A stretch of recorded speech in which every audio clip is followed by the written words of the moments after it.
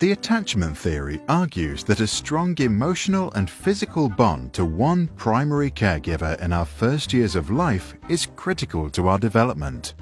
If our bonding is strong and we are securely attached, then we feel safe to explore the world. We know that there is always that safe base which we can return to any time. If our bond is weak, we feel insecurely attached.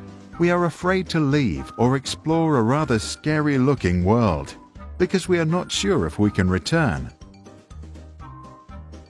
People who are securely attached are said to have greater trust, can connect to others, and as a result are more successful in life.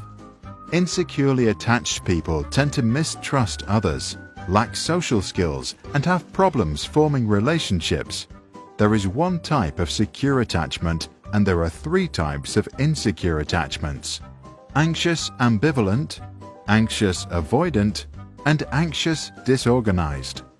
In responses to distress, the first three react organized, while the last acts disorganized. To understand the theory better, let's look at Mr. and Mrs. Smith, who have 4 children: Luca, Anne, Joe, and Amy.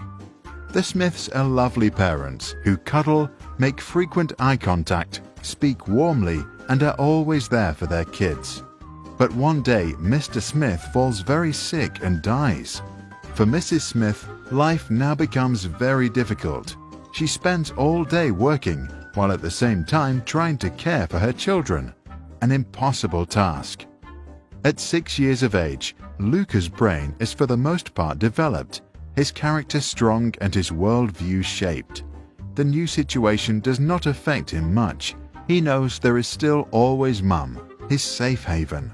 He feels securely attached. Later, he turns into a trusting and optimistic young man. His self-image is positive. Anne, who is 3, has problems coping with the new lack of attention. To Anne, her mother now acts unpredictably. She is anxious about their relationship and as a result becomes clingy. To get her mum's attention, she has to raise her emotional state and scream. When her mum finally reacts with a predictable response, she herself acts ambivalent and doesn't show her true feelings. Later in life, others think Anne is unpredictable or moody. Her self-image is less positive. Her attachment style is anxious ambivalent.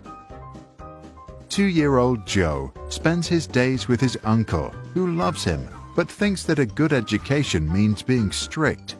If little Joe shows too much emotion or is too loud, his uncle gets angry and sometimes punitive. This scares Joe. He learns that to avoid fear, he has to avoid showing his feelings, also in other situations. As an adult, he continues this strategy and has problems entering relationships. His image of himself is rather negative. His attachment is anxious avoidant. Amy, who is just 1 year old, gets sent to a nursery. The staff there is poorly trained, overworked, and often very stressed. Some are outright abusive. Amy therefore becomes anxious of the very people she seeks security from, a conflict which totally disorganizes her ideas about love and safety. As she is experiencing fear without resolution, she tries to avoid all social situations. As an adult, she thinks of herself as unworthy of love. Her self-image is very negative. Her attachment is anxious disorganized. Our attachment is formed in the very first years of our lives, a time when we are too young to communicate our anxiety and as a result can experience high levels of stress. Then our adrenal gland, an organ sitting on top of our kidneys, produces the stress hormones adrenaline and cortisol. The heart rate increases, the blood pressure goes up, and we become alert. If that happens frequently, it is called toxic stress. Toxic because it impairs the development of a child's brain and weakens the immune system. In embryos or at a very young age, toxic stress can even switch the expressions of genes, which can affect our health many decades later. By simulating a strange situation, we can assess an attachment style already by the age of 1.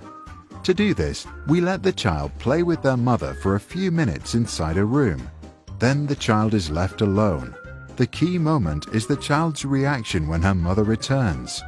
Securely attached children first usually hug their mother, then can calm down and eventually get back to playing. Insecurely attached children can be ambivalent and avoidant. Some can't stop crying or refuse to continue playing. The long-term effects of our attachment in the early years are well documented. Using the theory, researchers at Minnesota University were able to predict already at age 3 if a child would drop out of high school with 77% accuracy. In another study, undergraduates at Harvard were asked to assess how close they felt to their parents. 35 years later, they were asked about their health. 91% of those who said they had a rather broken relationship with their mother were also diagnosed with health issues, including coronary artery disease, hypertension, and alcoholism. For those that had reported a warm relationship, the figure of poor health diagnosis was just 45%. But there is another reason why the early years deserve special attention. They are the starting place for subsequent behaviors.